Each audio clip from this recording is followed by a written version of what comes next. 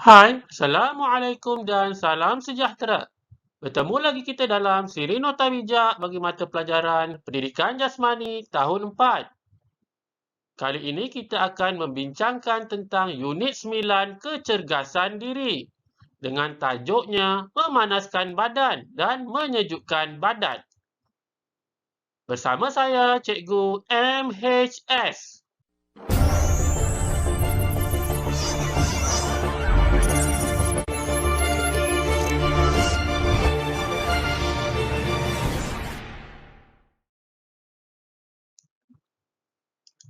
Standard kandungan kita pada kali ini adalah 3.1 melakukan aktiviti fizikal berpandukan konsep kecergasan. 4.1 mengaplikasikan konsep kecergasan semasa melakukan aktiviti fizikal. Manakala standard pembelajaran kita adalah 3.1.1 melakukan aktiviti yang meningkatkan suhu badan, kadar pernafasan, kadar nadi dan keanjalan otot. 3.1.2 melakukan aktiviti menyejukkan badan. 4.1.1 menerangkan perbezaan antara aktiviti memanaskan badan dengan menyejukkan badan. 4.1.2 menerangkan kepentingan memanaskan badan dan menyejukkan badan. Dan 4.1.4 menerangkan risiko kekurangan air terhadap kesihatan.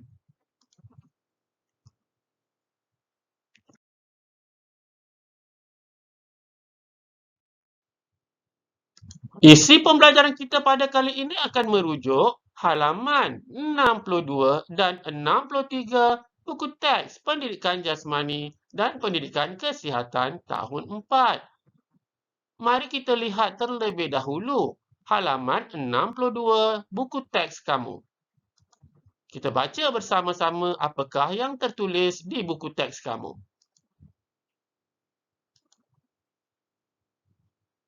Raymond akan melakukan aktiviti memanaskan badan sebelum melakukan aktiviti fizikal yang lebih mencabar. Raymond dan rakan-rakan bermain permainan cawan dan piring, tarik kerbau dan tampar lutut untuk memanaskan badan. Pada halaman 62 ada menerangkan tentang aktiviti memanaskan badan. Manakala di halaman 63 yang kita akan bincangkan kemudian ada menerangkan tentang aktiviti menyejukkan badan. Pada kali ini kita akan fokus kepada perbincangan untuk mencari perbezaan antara aktiviti memanaskan badan dengan menyejukkan badan. Kepentingan memanaskan badan dan menyejukkan badan. Dan kita juga akan membincangkan tentang risiko kekurangan air terhadap kesihatan.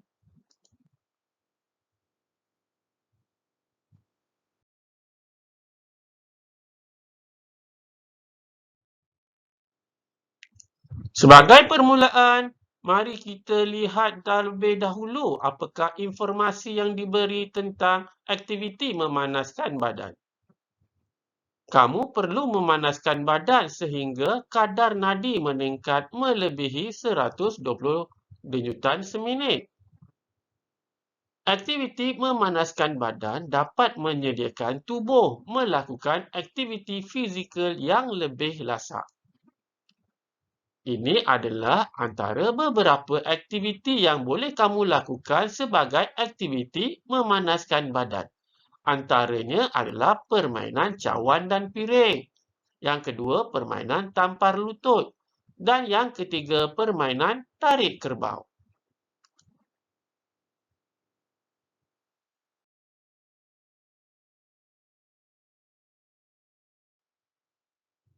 Seterusnya, cikgu akan menerangkan tentang apakah tujuan dan kesan kita melakukan aktiviti memanaskan badan. Yang pertama, suhu badan akan meningkat dan badan akan berpeluh. Yang kedua, kadar nadi dan degupan jantung akan meningkat. Yang ketiga, kadar pernafasan dan pengambilan oksigen juga meningkat. Dan yang keempat, keanjalan otot meningkat untuk mengelakkan kecederaan. Aktiviti memanaskan badan adalah langkah paling awal untuk mengelakkan kecederaan sukan. Memanaskan badan penting dilakukan sebelum mula melakukan sesuatu aktiviti fizikal atau pertandingan kerana bermanfaat kepada persediaan fizikal dan mental atlet.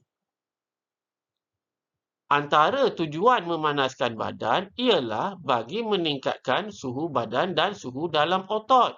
Dengan melakukan aktiviti ini, ketegangan dalam otot berkurangan untuk menjadikan otot itu berkeadaan rileks.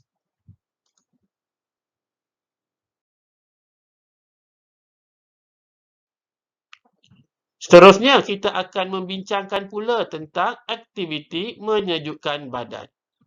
Apa yang kamu lihat ini adalah gambar ataupun maklumat-maklumat yang terdapat di buku teks kamu di halaman 63.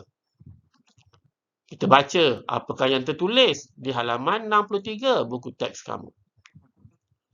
Zeti dan Siti melakukan aktiviti menyejukkan badan selepas melakukan aktiviti fizikal.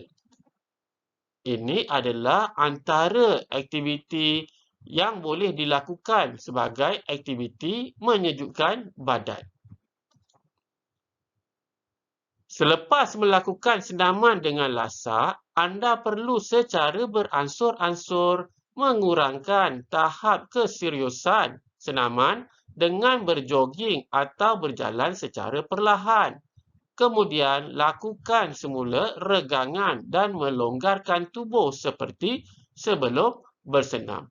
Kamu boleh ikut contoh yang ditunjukkan dalam gambar untuk kamu lakukan aktiviti menyejukkan badan selepas kamu melakukan aktiviti fizikal.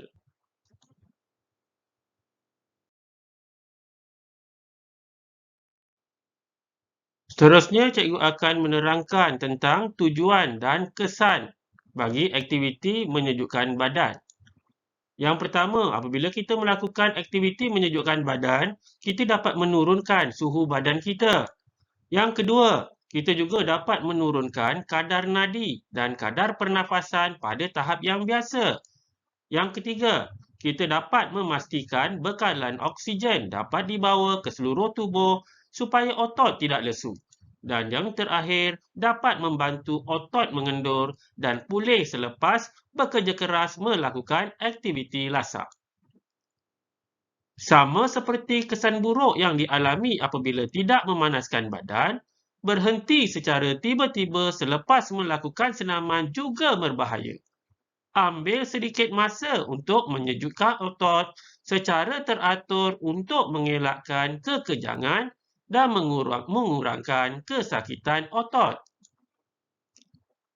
Kita baca ada satu informasi yang terdapat di halaman 63 buku teks kamu.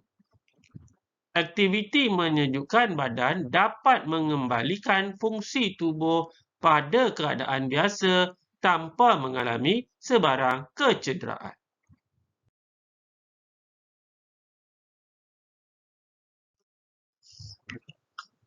Sebagaimana yang telah cikgu sebutkan pada awal perbincangan kita, kita juga akan membincangkan tentang risiko kekurangan air pada tubuh. Ini adalah maklumat yang kamu boleh perolehi dari buku teks kamu di halaman 63.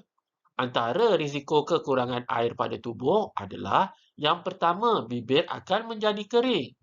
Yang kedua, kulit menjadi kering. Yang ketiga, kamu akan berasa loya. Yang keempat, kamu akan muntah. Seterusnya, denyutan jantung kamu juga akan bertambah. Kamu juga akan mengalami pertambahan pada kadar pernafasan kamu. Seterusnya, kamu akan berasa pening. Dan yang terakhir, kamu akan merasa dahaga yang keterlaluan. Tubuh boleh kehilangan banyak air dalam bentuk peluh ketika badan kita cuba untuk menyejukkan diri. sama ada suhu badan meningkat kerana bekerja atau bersenam dalam persekitaran yang panas atau kerana demam disebabkan oleh jangkitan. Badan kita cuba untuk menggunakan air dalam bentuk peluh untuk menyejukkan diri. Seseorang perlu meminum air secukupnya untuk menggantikan air yang dibuang daripada badan. Bagi mengetahui jumlah air yang perlu diminum setiap hari bergantung kepada berat badan individu. Lebih banyak air diperlukan untuk menggantikan peluh yang berlebihan sewaktu bersenam ataupun sewaktu senaman.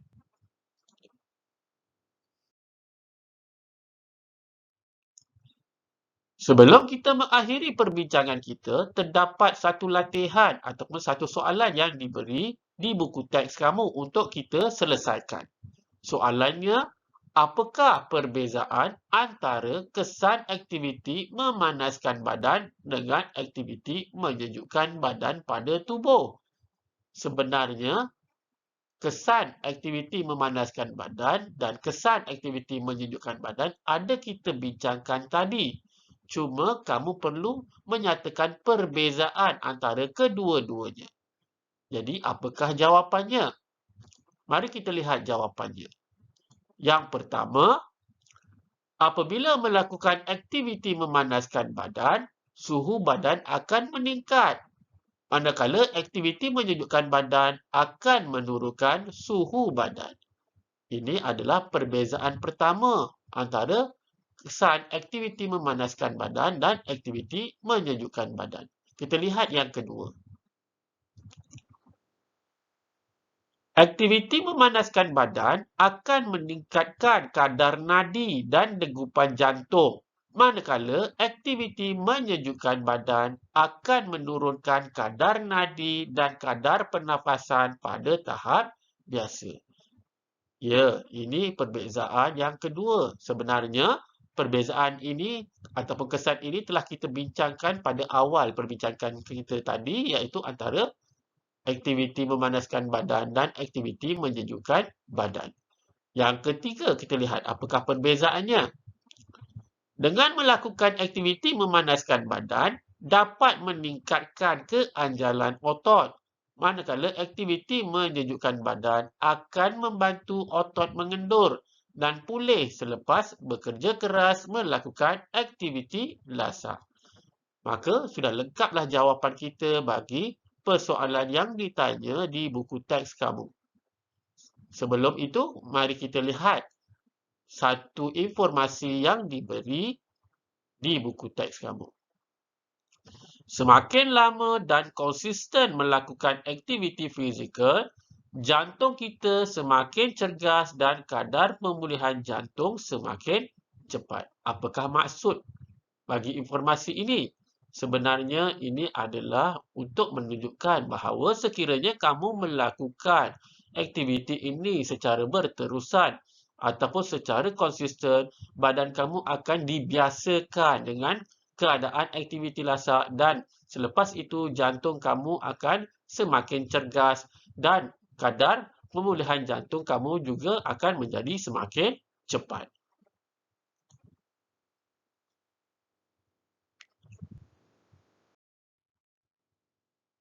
Untuk menguji pemahaman kamu terhadap apa yang telah dibincangkan, cikgu ingin memberikan satu tugasan kepada kamu untuk kamu lakukan di rumah. Cuba kamu lihat apakah tugasan yang diberi. Ambil bacaan nadi selama 1 minit sebelum dan selepas melakukan aktiviti. Catat bacaan kamu dalam contoh di bawah. Kita boleh mengesan kadar nadi pada pergelangan tangan, iaitu nadi radial, atau di bahagian leher, iaitu nadi karotid. Cikgu tunjukkan gambar yang lebih jelas bagaimana untuk mengesan kadar nadi pada pergelangan tangan. Dan cikgu juga akan tunjukkan gambar di mana kadar nadi boleh diambil di bahagian leher. Sekiranya kamu ada mempunyai smartwatch, kamu juga boleh mengambil kadar nadi di ataupun menggunakan smartwatch kamu. Dalam jadual yang diberi ini, kamu boleh tuliskan kadar nadi kamu sebelum memanaskan badan dan juga kadar nadi kamu selepas memanaskan badan selama 2 hari, iaitu pada hari yang pertama dan pada hari yang kedua.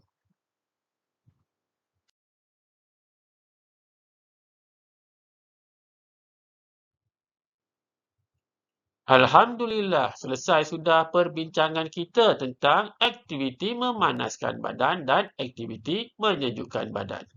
Perbincangan kita tadi adalah merujuk kepada buku teks Pendidikan Jasmani dan Pendidikan Kesihatan tahun 4 di halaman 62 dan 63.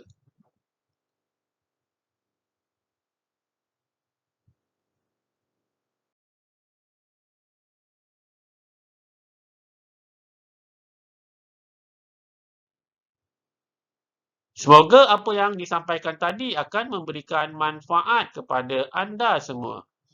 Seperti biasa, jangan lupa like video ini dan subscribe My Sana Sini channel. Bahan menarik, murid tertarik, pasti hasilnya terbaik. Bertemu lagi kita pada masa akan datang. Sekian, terima kasih.